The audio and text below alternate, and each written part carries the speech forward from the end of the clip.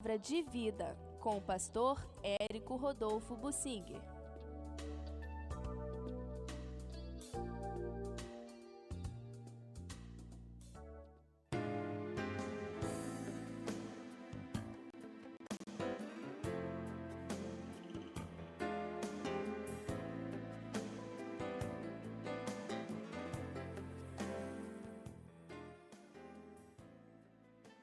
Falar sobre critérios de Neemias ao contar o povo.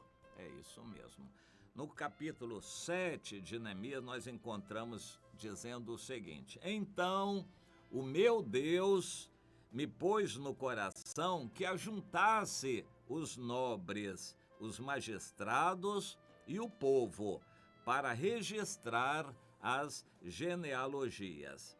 Então achei o livro da genealogia dos que subiram primeiro, e nele estava escrito: são estes os filhos da província que subiram do cativeiro dentre os exilados que Nabucodonosor, rei da Babilônia, levara para o exílio e que voltaram para Jerusalém, para Judá, cada um para a sua cidade, os quais vieram com fulano, cicrano, beltrano, e passa a relatar nomes por nomes aqui, e a lista é relativamente grande. O Neemias chegou muito tempo depois de o templo ter sido reedificado. Os judeus voltaram do cativeiro, começaram a reconstrução do templo, pararam, ficou cerca de 14 anos paralisada a obra. Deus usou os profetas Ageu e Zacarias, eles profetizaram. O Neemias veio depois ainda. O Neemias veio por volta de 450 anos antes de Cristo. Ele foi, digamos assim, dos últimos mencionados no Antigo Testamento. Na época dele só tinha lá mais o Malaquias, talvez, né? O Malaquias. E ele sucedeu também o Esdras, ele pegou o Esdras e conviveram. O Neemias conviveu com o Esdras.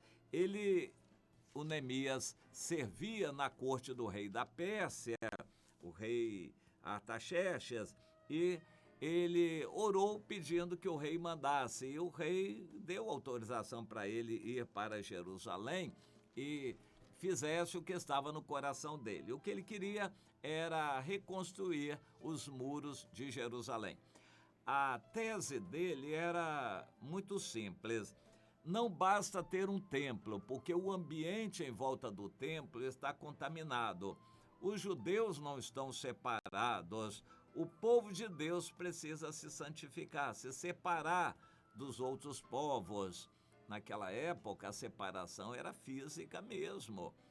E, no entanto, eles estavam se misturando, estavam perdendo o ardor religioso, a devoção a Deus, estavam se contaminando com o mundo, e os grandes do mundo à volta deles, os Sambalás e Tobias e Gesens, arábios, esses todos estavam já prejudicando a obra de Deus, perseguindo os judeus mais fiéis, e estavam dominando o ambiente, se misturando com os judeus. Os judeus estavam perdendo a força a cada dia. O Neemias entendeu que precisava restaurar os muros, as muralhas de Jerusalém, para, a partir daí, começar uma separação de fato, saber quem estava de fora, quem estava dentro.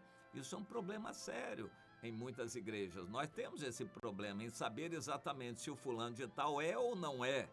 Ele vem à igreja quando quer, faz o que quer, quando bem entende, a gente nunca pode contar com ele, mas ele vem.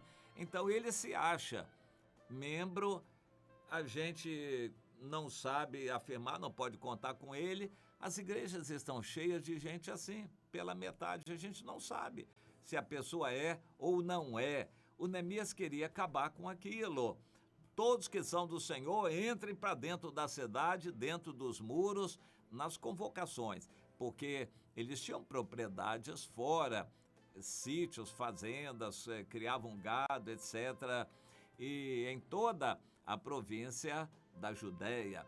Eles tinham, então, propriedades lá fora, mas nas convocações eles entravam e poderia, então, ser colocado ali um guarda para examinar se a pessoa era um judeu ou não. Nas festas, nas convocações, os portões da cidade seriam fechados e lá dentro só entrariam os judeus. O povo estaria assim bem separado. Depois, então, daquela obra maravilhosa, a reconstrução dos muros num grande mutirão, é um mutirão exemplar para nós. A obra de Deus depende muito de mutirões. A gente deveria muito trabalhar na obra de Deus em mutirões. A pessoa trabalha com amor, por amor, não é por dinheiro, para receber salário, ela trabalha com amor. E o mutirão é muito interessante. E o Neemias promoveu aquele grande mutirão que ficou bastante conhecido na Bíblia e conseguiram reconstruir as muralhas da cidade em 52 dias apenas, menos de 2 meses, inclusive fazer os grandes portões de madeira com suas fechaduras e ferrolhos e dobradiças. Isso de ferro, um material bem resistente para o portão ser bastante resistente e aguentar a investida dos que estavam do lado de fora, dos inimigos. Toda essa obra foi feita em menos de 2 meses. Eles reconstruíram as muralhas, mas aí o Neemias entendeu que não bastava reconstruir as muralhas, precisava habitar a cidade. Então ele providenciou para que pessoas viessem morar dentro da cidade. Mas ele entendeu que precisavam praticar a separação, a santificação, que era a ordem do Senhor. A antiga aliança previa que a raça de Israel não podia se misturar com as outras raças. Eles teriam que se separar fisicamente das outras raças para eles desenvolverem uma raça em que Deus poderia trabalhar com eles. Mas eles já estavam se misturando e isso não agradou a Deus e o Neemias também entendeu que aquilo precisava acabar. Portanto, ele começou um trabalho de contagem, recenseamento e identificação. Primeiro, então, há necessidade de nós contarmos o povo, não para saber o número, mas para identificarmos cada pessoa, quem é quem. A seguir, ele passa a mencionar os líderes de famílias, que eram líderes de famílias. Então, há uma relação grande de grupos que estavam representados pelo seu líder. É mais ou menos como a gente identificando hoje as congregações, igrejas e comunidades pelos líderes. Mas cada célula também estava representada pelo seu líder. Depois ele chega a uma situação em que não dava para identificar quem era o líder, mas dava para identificar a origem. E assim ele passa a relatar os homens de Belém, os homens de Anatote, os homens de Bet Asmavete, os homens de Kiriate Jearim, os homens de Ramá, os homens de Geba, os homens de Miquimás, de Betel, de Ai. Em geral, eram na casa de centenas de cada lugar. Eles identificavam esses judeus de onde eles eram, de Betel, de Ramá, de Asmavete, Miquimás, de Geba, Kiriate Jearim, etc, etc. Mas eles não sabiam bem a ascendência deles, a família, mas esse foi um critério também. Depois, isso iria ser purificado, essa lista seria depurada para que cada pessoa soubesse melhor a sua genealogia. E mais adiante, eles vão também para o grupo de sacerdotes, de levitas e até dos servos e servas. Esses também tinham o seu lugar.